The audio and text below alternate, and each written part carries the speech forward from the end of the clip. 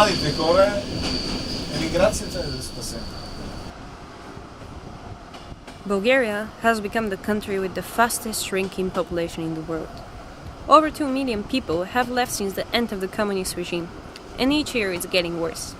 According to UN predictions, by 2050, it will lose 2 million more. That's a pretty grim outlook for Europe's poorest nation.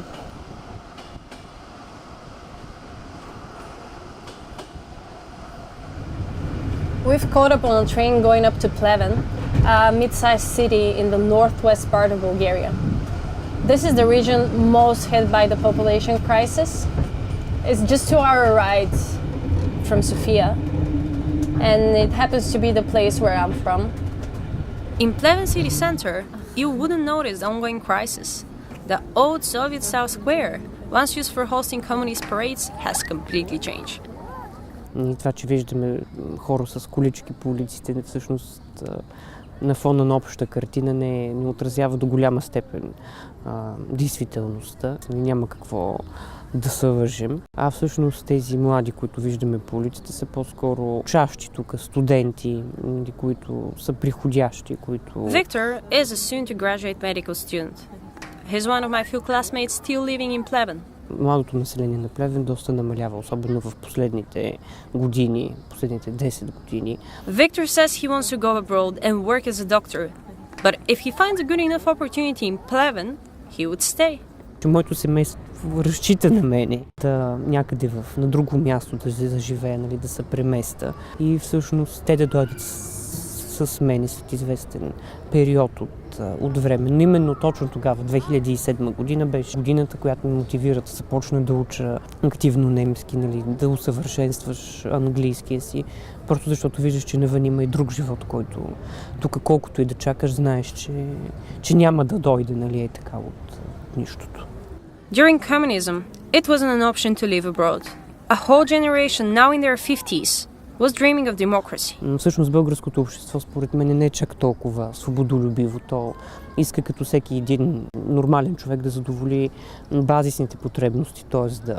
да има подслон, да има бъдеще за децата, но чак пък свободолюбиво не бих казал.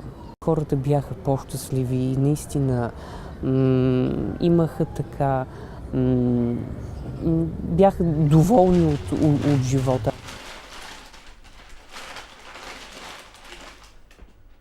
За мен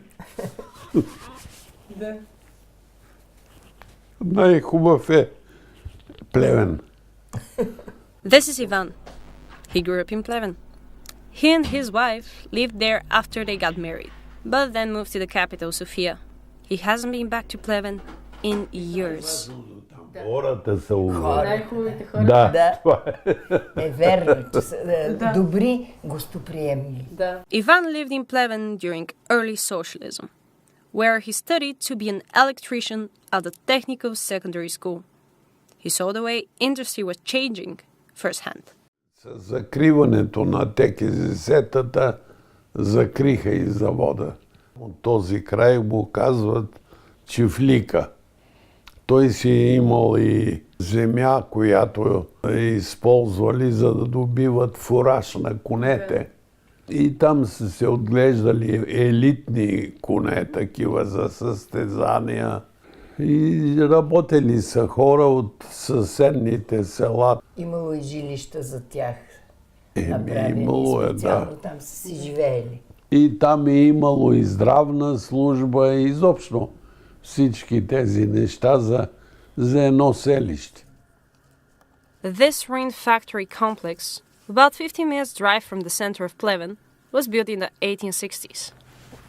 Hundreds of people used to live and work here. Now, because of the declining industry, it's all crumbling. Even though most of the big Soviet factories have now been abandoned, there are some new businesses appearing and creating jobs in Pleven. This warehouse belongs to ATI, a company that distributes products for an online craft shop. Според мен човек, както може да успее в по-големия град, в друга държава, нали, така може да успее и в по-малкия град. Стига да има желанието, разбираш смисъл. това, нали, да речем, града е малък или няма възможности, това е оправдание само, нали? Човек иска ли си намери начин.